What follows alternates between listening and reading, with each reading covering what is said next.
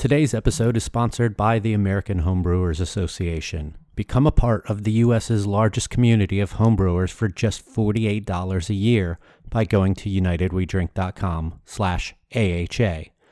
What exactly do you get with your AHA membership? How about a year-long subscription to Zymergy Magazine, the world's longest-running homebrew magazine? Exclusive deals and discounts at over 2,000 breweries, bars, and bottle shops across America. Discounts on Brewers publication books and merchandise, access to a huge library of previous HomebrewCon seminars and talks, and early access to purchasing tickets to each year's Great American Beer Festival and Savor. Sign up now by going to unitedwedrink.com/AHA and get a year's membership for just $48. And if you sign up now, you'll get a free gift. What's that gift? I'm not saying. You need to go see for yourself. It's pretty great. Support United We Drink, support homebrewing, and support the American Homebrewers Association at unitedwedrink.com/AHA. The opinions and statements in this podcast do not represent those of the host's employers, co-workers, family, or imaginary friends. Now enjoy the show. There aren't enough beer podcasts in the world.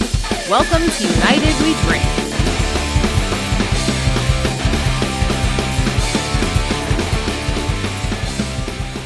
Welcome back, everybody, to another new mini episode of United We Drink here on unitedwedrink.com, as well as wherever fine podcasts are found. My name is Mike Urevich. I'm joined, as always, by Phil Palmisano and Joel Codner. How are you guys doing? Peachy. Lovely. We talked last week about responsible consumption in the industry. Is there anything that maybe popped in your head since that episode that you didn't get a chance to say and maybe wanted to? Or reiterate something? No, I think I covered it all. Be smart, Uber. Push the button on your phone. Lyft. Joel? One thing I neglected to mention that I did want to talk about was that there have been many times where I've thought to myself, like, maybe I'll quit drinking. And it feels very weird to have that thought because you produce alcohol.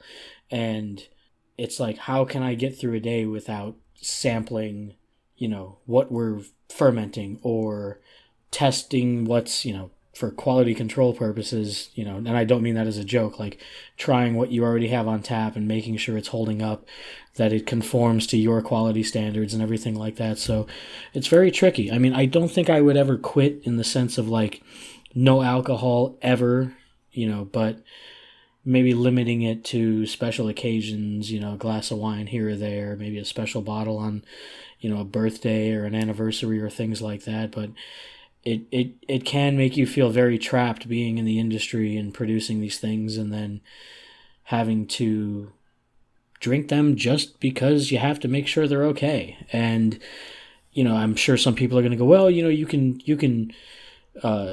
sip it and then not swallow. And in the words of, I forgot her name. We had a sensory expert who deals in beer, wine, and olive oil at UC Davis when I was there for an intensive course, and she was very cool, very well-spoken and polite, and when it came to the point about sipping and not swallowing to get the full taste and smell, she literally screamed, "That's fucking bullshit," to the whole class. It's just the whole olfactory experience, the whole thing. You will not get it if you're not actually swallowing that beverage. So, but I don't like downers. I truly don't. I don't like being made to feel sluggish or like my mind is not as fast or my judgment is impaired. That really does bother me. I hate to make it sound like this. I'm more of an uppers guy. Like, I'm not a cokehead by any means, but I do like energy drinks and being alert and focused and highly caffeinated. So when it comes time to drinking, sometimes I really hate the feeling of being slower and sluggish. And there are times when I just feel like, God, I don't want to do this anymore. Even if I'm not over consuming, I just don't like that buzzed feeling sometimes. So It's hard to find the right balance, and I hope if anyone out there is struggling with that as well, that they can figure it out and find the balance they're looking for. Like I said in the previous episode, I do try to limit myself, not only because just to limit myself, I also just have such a long drive. It would be a horrible decision for me to overconsume and then go home. I'm trying to be a lot more mindful about what I'm consuming lately, and alcohol is one of those things that I just don't want to overdo these days. That's a great thing to think about, and I'm sure that there are plenty of people in this industry who have thought the same thing at some point. So cheers to you for that, Joel. And for both of you, I really appreciate you guys have told stories through that and through some of our more serious episodes before, that you really put yourselves out there with your honesty and these personal stories that you've told. So thank you for doing that. I think that it's very powerful and being able to express your thought on a particular subject. Well, I can't speak specifically for Joel, but I think that if you were to catch any of us, and that includes even you, Mike, out in public and have a question for us, I think more times than not, we're going to be an open book, and we're going to tell you why we're an open book or why we got to where we are. I mean, shit, we're recording this and putting it out on every podcast channel that you could possibly think of. If you got a question for me and you see me in public, I'm going to answer it. Yeah. And it's topics like this that I really enjoy talking to people about. When someone comes up to me and is like, don't you hate AB InBev? Don't you hate macro beers? What do you think of hazy IPAs? Like, that's the same stuff all the time. Like, that shit's boring to talk about for so long. I want to talk about safety. I want to talk about artwork in the industry. I want to talk about being a good person and responsibility and mental health and so much other things, diversity in our industry. Like, those are the things that really get my juices going. And like, that's a way to really keep a conversation with me, that I like. If you're just a person who walks up to me and is like, hey, I like your beers, I have a few questions for you, like, I'm going to be really interested in having that conversation with you if you ask me about stuff like that, as opposed to just light lagers and hazy IPAs. Safety really gets his juices going, ladies and gentlemen. That's why I'm always practicing safe brewing. Let's move, unless anyone has anything else to chime in there, let's move on to some Q&A. We got a couple questions here from you, the listeners. If you have a question for the show, whether it be beer related or not, remember our good friend Ed Roberts had a great question about baseball in the last mini episode. Really well timed. Send it over to us. You can tweet us, you can DM us on any of our social media, or you can go over to our website, unitedwedrink.com/contact, fill out the contact form and send us a question. We can say your name or not if you want to on the show, and we'll answer it on a future mini episode. First question that we have here is from at CYRISX2 on Instagram. They actually directed this at Joel, but I feel like we could all probably chime in here. They ask, Joel, sure you don't remember me, but we met when you were in KC at Boulevardia for your last brewery. I was the only person in the Midwest representing with a Your Last Breweries t-shirt. What are your experiences with failed beers? What's one that you've been able to make a great beer with some tweaking? And what's the worst one you've ever made? So since this is directed at Joel, we'll start with Joel. First of all, I do remember you. I am sure your photo is somewhere in my social media. It's probably about 2.5 years ago. It was June 2017. I was at Boulevardia. I remember everything that day because it was such an amazing event. I mean, Boulevard puts on a festival like you wouldn't believe. Everyone is so unbelievably nice out there. I still think about that weekend all the time, and I honestly regret how horrible the beer was that we brought. But anyway, so experiences with failed beers. That is sort of vague because in what sense did it fail? Is it a beer that you brewed well and believed in and it just didn't sell well? Is it something that didn't ferment properly and you wanted to dump it down the drain? I mean, there's various ways to perceive failed beer. So, and it's tricky because right now I'm the head brewer at a brewery where I have total creative freedom and control. I can dump beer if I need to. I don't have someone hanging over me, overruling me, saying, this is fine, we can sell this. So I have total control this time, which is a big part of me being there in the first place. And I have been in situations at another brewery where we brewed something and it did not turn out the way we were hoping, or the experiment we were going for, or the little adjustments we wanted to make really didn't lend toward it being a better beer or something that we thought would sell well or something that we would be proud of. And then you get overruled by someone saying, oh, that's fine, we can sell it. So that's very upsetting. That could be demoralizing. It hurts when you work so hard on something and it doesn't work out and someone still wants to sell it and sees dollar signs in it. And then there's failed beers in the sense of like, oh, you thought maybe you'd experiment and put this little ingredient in there or this treatment or something, and people just didn't really get it.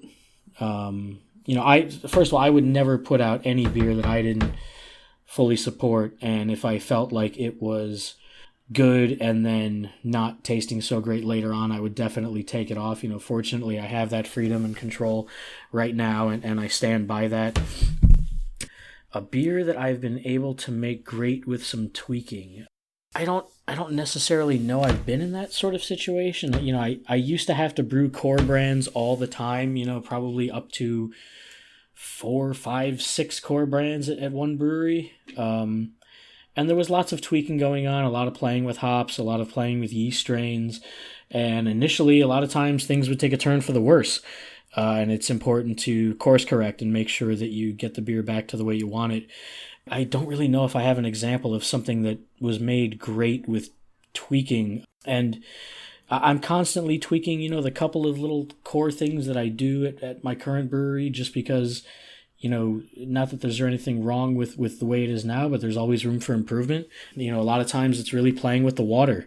I tend not to change yeast strains too much. A lot of times it's just a matter of, making sure you're adjusting for hop alphas and, different base malt, like you get your base malt and you run an analysis to make sure that, all your parameters are the same. So I wouldn't say I've made anything great with tweaking. I would just say that it's more about consistency and making sure all of your parameters are right where you want them. The worst one I've ever made, wow, that is... I don't want to name beers or breweries, but I will say that there were a couple of beers. One was an Oktoberfest that was not given the proper time to lager and was rushed out due to seasonal creep and distribution. And then I had people from all over the state messaging me like, dude, what the fuck is with this beer? And I said, I made that beer. I'm ultimately responsible for it, and I take 100% ownership in the way it is right now.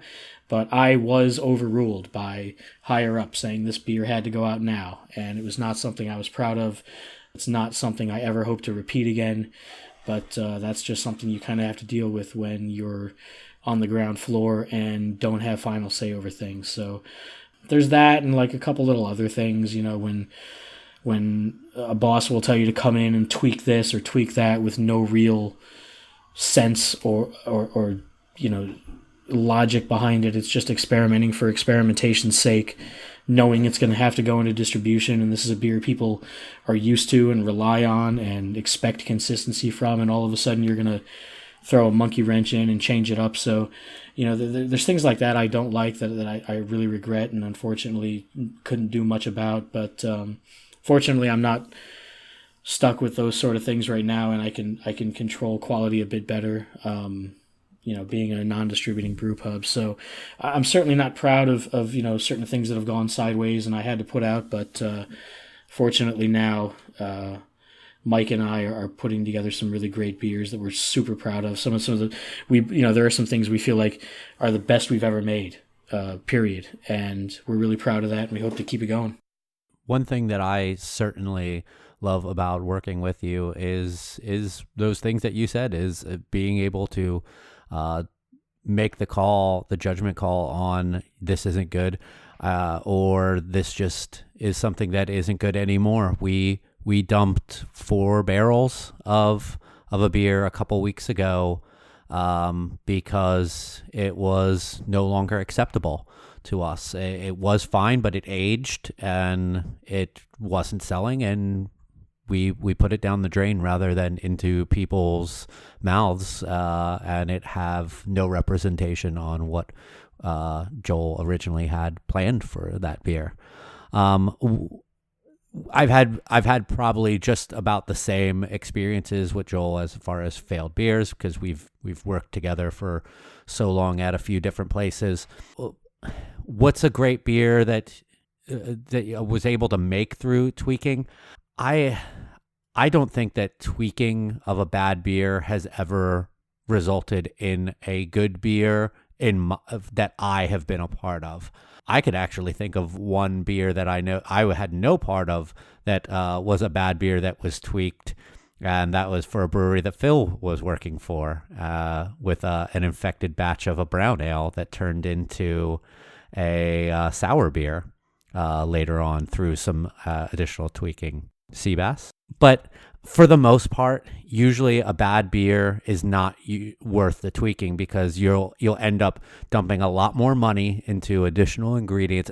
Maybe, you know what, from a homebrew perspective, you can probably do something there. But from a production standpoint, you're going to just end up dumping a lot more money into a beer to try to save it, rectify it. That's going to up the price of said beer, or you're going to have to lower the price and take a loss on it. You might as well just cut your losses where you're at and dump them. So as far as tweaking, I think that 99% of the time, there's no good way to tweak a beer and make it great. What's the worst that I've ever been a part of?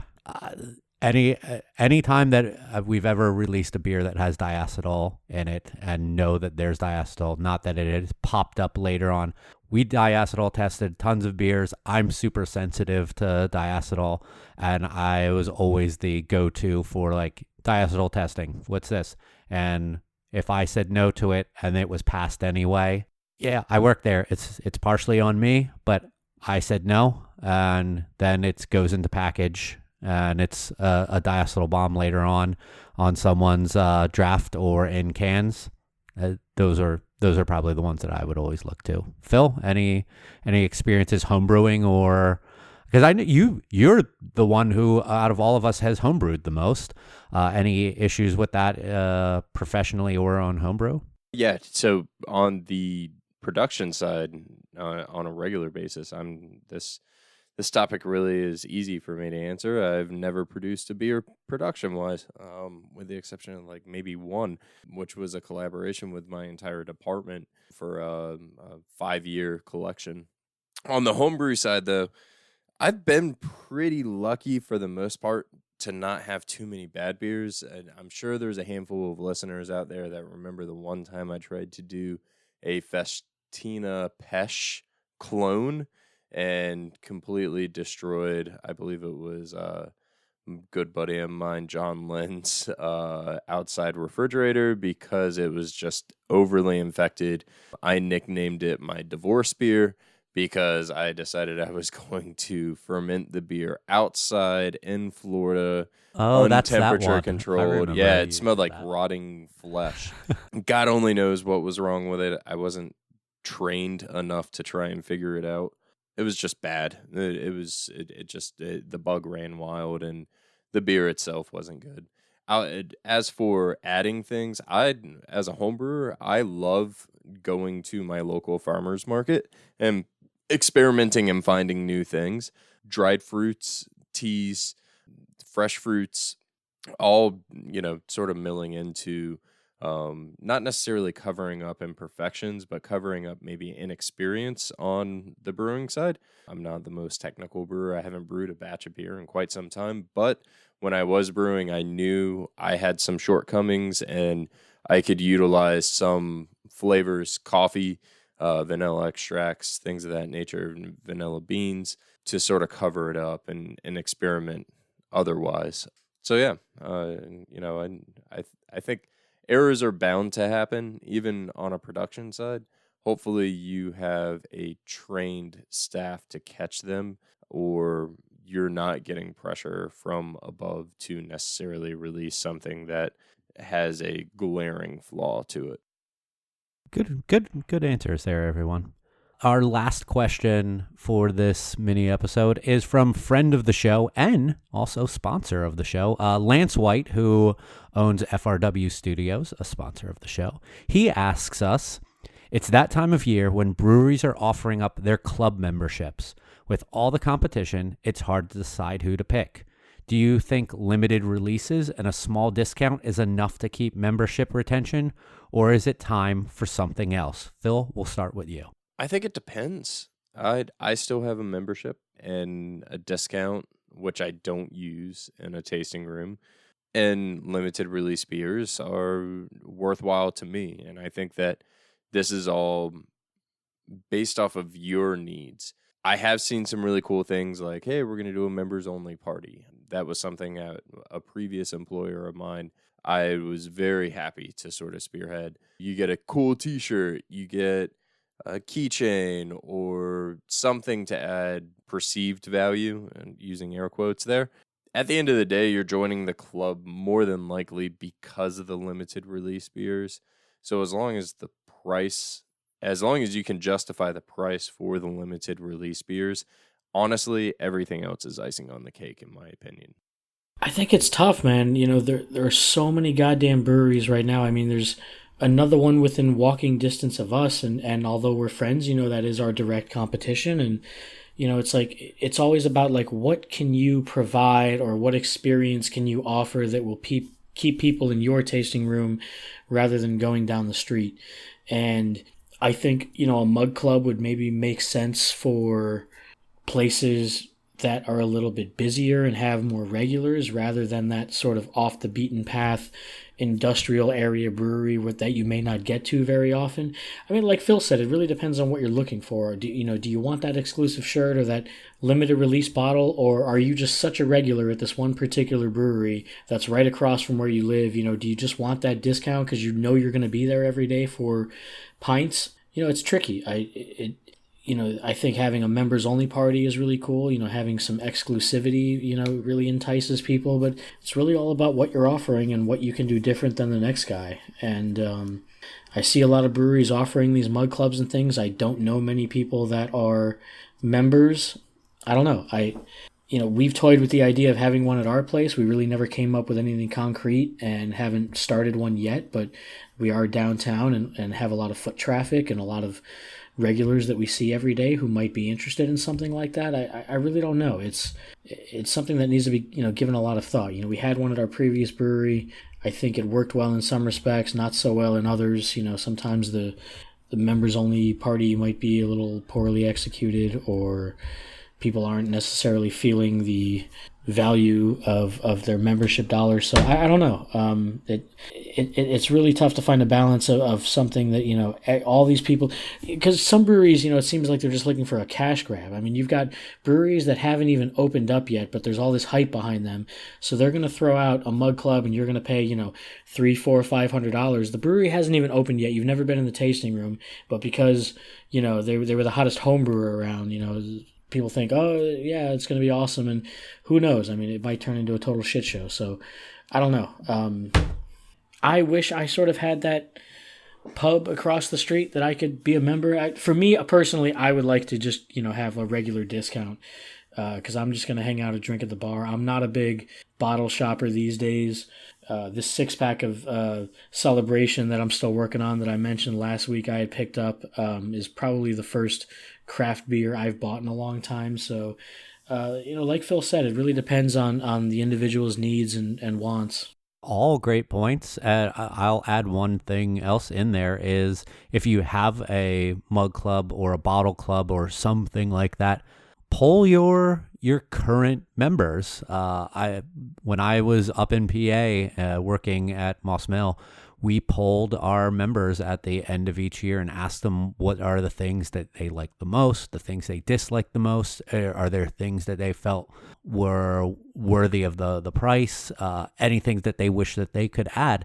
See what your members really want out of your club, and then work off of that and see what you can figure out and create. Phil had mentioned, and like I felt like I could tell the sarcasm in his voice. Is like, everyone gets a T-shirt and everyone gets a bottle opener, and you can get 4 extra ounces at 16-ounce price or something like that. Like, there are going to be people who will like that just for that, but there's going to be a lot of other people who want it to be a little more. Some more bells and whistles to really bring them in and make that 3-digit amount that they're dropping down worth their while. So, but yeah, ask your members. They are the ones who put that money down for you. So see what they think. I think that could be invaluable data towards your business. All right, that's our last question for this episode. If you have a question, like I said, shoot it over to us on social media or unitedwedrink.com/contact, and we will read it and answer it on a future episode. We're going to wrap things up here in just a second. First, recommendations. Everyone gets to recommend something that they think you should read, watch, listen to, or whatever. I'm going to recommend Castle Rock on Hulu. Awesome show that just started their 2nd season. If you're into Stephen King novels and movies, it's really great. It is not directly involving Stephen King, but they, with permission, are using locations and characters involved in the Stephen King universe to create really creepy stories. Each season is their own story with different actors and a different storyline altogether. Season 2 has just started, and I think is 4 or 5 episodes in right now, and it's really good so far. So if you want a little creepiness in your life post Halloween, Castle Rock. I just want to recommend Arcade 1-Up. I've talked about this before on the show. I've got a few of these 3/4 size arcade machines now. I'm really enjoying them. It's funny how, my kids are 9 and 12, and they'll barely touch the Nintendo Switch I got them, but you've got this big arcade cabinet right in front of them, and they just love smashing buttons and moving joysticks. And the support has been really great. Like, I got the 4-player Ninja Turtles arcade, which I have been waiting like fucking 30 years to have in my own house. And it's cool to have it for so cheap and so easily accessible. And when I got it, the side panel was like totally smashed in. So I was already in the middle of building the thing. And I'm like, oh, Jesus Christ, this thing arrived all fucked up. Like, I'm not taking this thing back to Walmart. This has got to weigh like almost 100 pounds. I'm not going to disassemble the whole thing. So I created a support ticket, sent them photos of the damage and stuff, and they were like, all right, no problem. And they just shipped me out a whole new side panel, which is probably not a cheap piece of the puzzle that you put together when you're assembling these things. So it took a few weeks to get the piece, but they just shipped it out, no problem, no charge, no shipping, no nothing. So really good customer support there. Just got the Marvel arcade, which is really awesome. What really sold me, in addition to being like all limited edition everything, the side-scrolling Punisher game. I'm a huge Punisher fan. Can't wait to get on this thing and start shooting people. And it's just fun. It's fun to have in the house. And apparently my wife is going to serve me papers if I order another one that isn't Pac-Man. Not to piggyback off of Joel's, but I dusted off the old Super Nintendo about 3-4 weeks ago, and my 7-year-old is obsessed with Super Nintendo. And just like Joel said, 100% could play just about anything on his iPad. We have a PS4.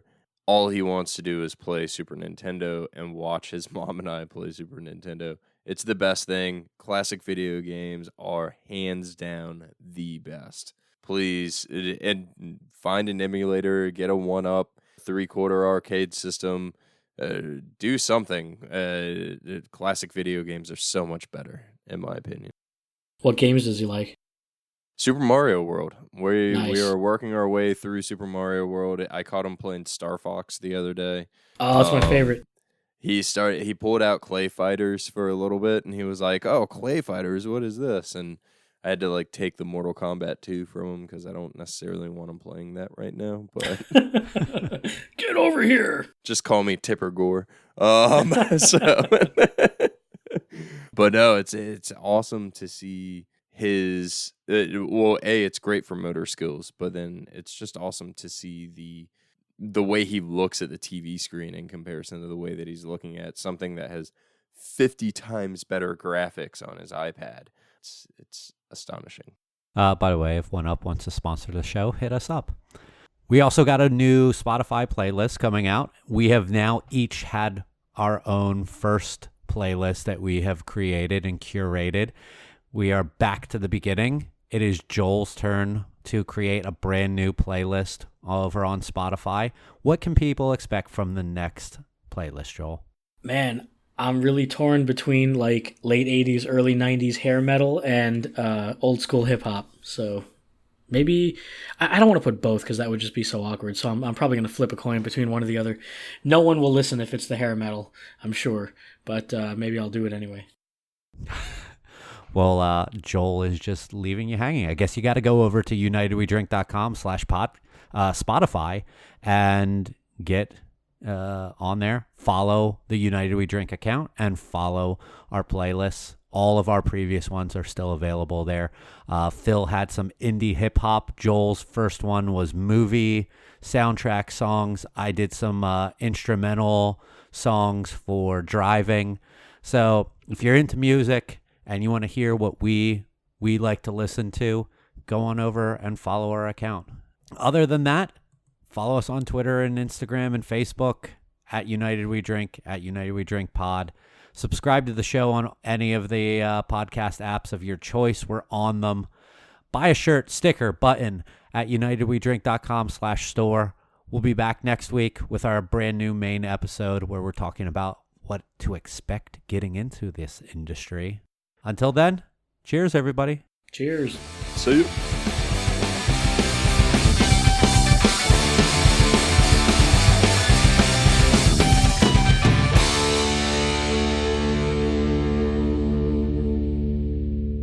Ever wonder what it sounds like to record Joel?